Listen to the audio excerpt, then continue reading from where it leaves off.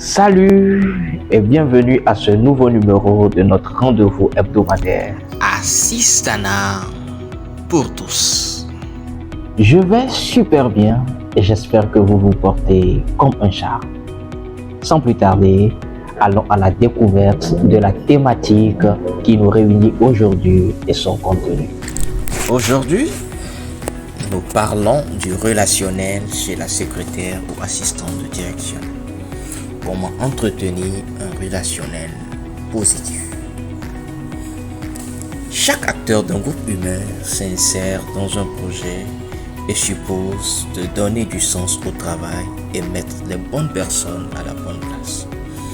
Donc la façon de manager dépend toujours du caractère du responsable et notamment de son savoir-faire relationnel et de la personnalité de l'équipe. Donc le haut ou la secrétaire de direction est au centre des relations d'une entreprise ou d'une administration. Il est donc amené à travailler de concert avec les différents agents et responsables de tous les services internes comme externes. Donc appartenir à un même service est un lien de rapprochement solide.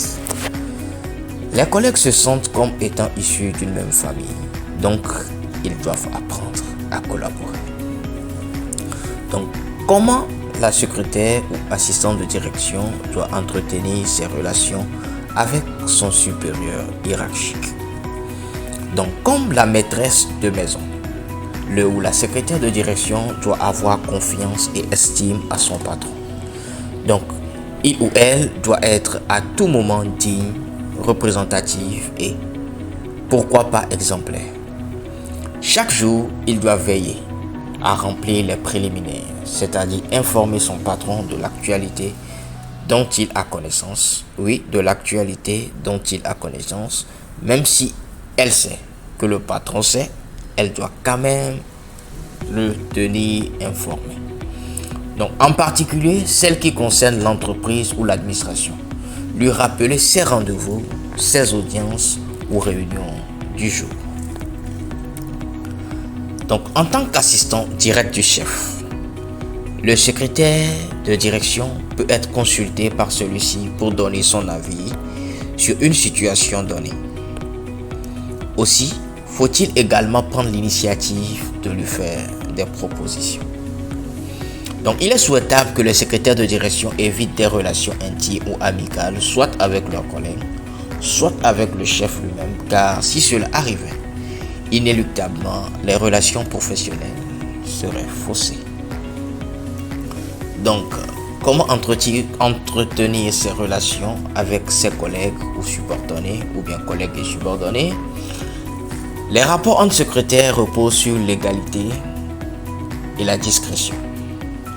Donc, il doit y avoir de bonnes relations d'entraide et d'esprit de corps afin de faciliter une bonne circulation des informations pour une meilleure collaboration. Toutefois, les secrétaires doivent éviter de se réunir et passer leur temps à bavarder.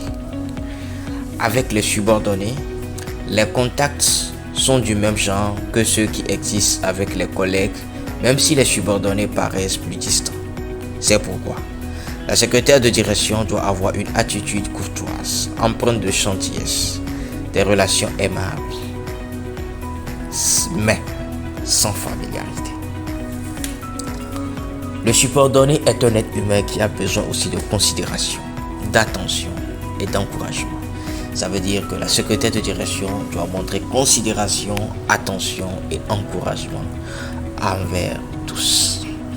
En dehors des personnes faisant partie de l'entreprise ou de l'administration, le secrétaire de direction ou bien la secrétaire de direction sert d'intermédiaire entre l'entreprise et le public. Merci et à la prochaine. Moi, je suis Parfait Guinado et j'ai pris la responsabilité non seulement d'être à vos côtés, mais surtout de vous écouter afin de mieux vous servir. Progressons, avançons et grandissons ensemble. À la prochaine. Merci beaucoup pour l'attention que vous nous avez accordée. Prenez soin de vous et rendez-vous au prochain numéro.